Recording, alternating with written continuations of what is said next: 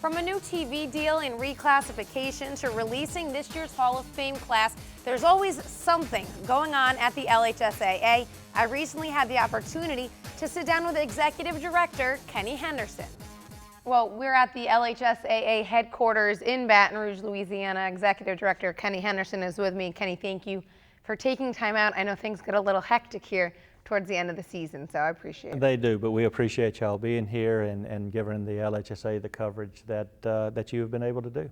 Let's talk a little about reclassification. Every 2 years it happens. This year they're all, I don't know if it's an exciting time for you or a time that you kind of, just go through and take it as it goes, but tell me a little bit about that process. It is probably one of the most gut-wrenching processes that we go through, and you wonder sometimes why we do it every 2 years. But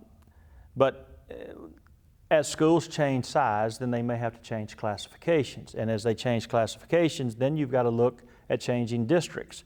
And it could just be one school that makes a change from one size classification to another, and then the dominoes just fall, and you just don't know. You have to go back and then put them in districts so they can compete for honors in a district standpoint, and it's a process like no other.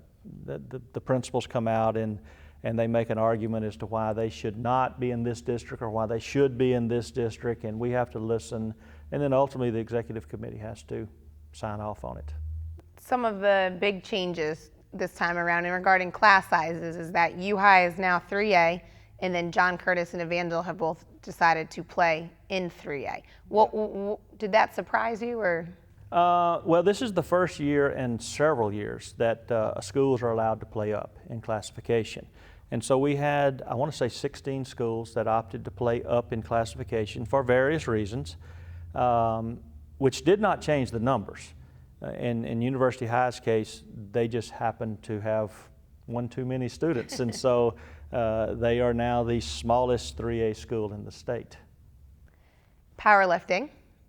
As we look forward to the winter sports season, this is the inaugural year for powerlifting. Talk about adding that as a sanctioned sport. Well, powerlifting has been around in Louisiana for a number of years. I want to say maybe 30 plus years. But 2 or 3 years ago, that group came to us and wanted the LHSAA to make it a sanctioned sport. And so for the past 2 years, it's been a pilot program. And this year will be the first year that it is actually a sanctioned sport by the LHSAA. Practice has already begun for that. And the state championships will be this spring in West Monroe. We are actually in the Hall of Fame room here at the LHSAA, and this year's Hall of Fame class was recently announced. How exciting is it? The banquet will be in January. How exciting is it to see some of these people who played such an integral role in high school athletics to come back and be honored for? It is a big honor for these people because they have, in some cases, given their life to high school athletics.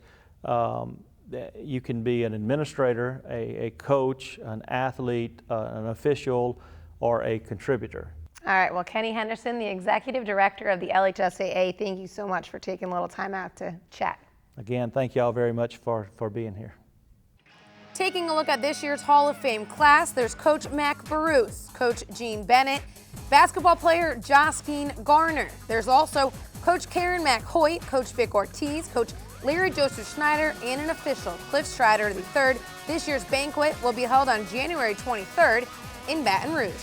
That's just one piece of our interview, and there's more. We also talked sportsmanship, game of the week, and powerlifting. For the complete clip, visit the LHSAA's Facebook page at Facebook/Beyond the Game. You can also follow the LHSAA on Twitter at LHSAA. There's still plenty ahead, so stick around. We'll take you to the swimming championships later, but after the break, we're off to Natchitoches for the cross-country championships. We'll be right back.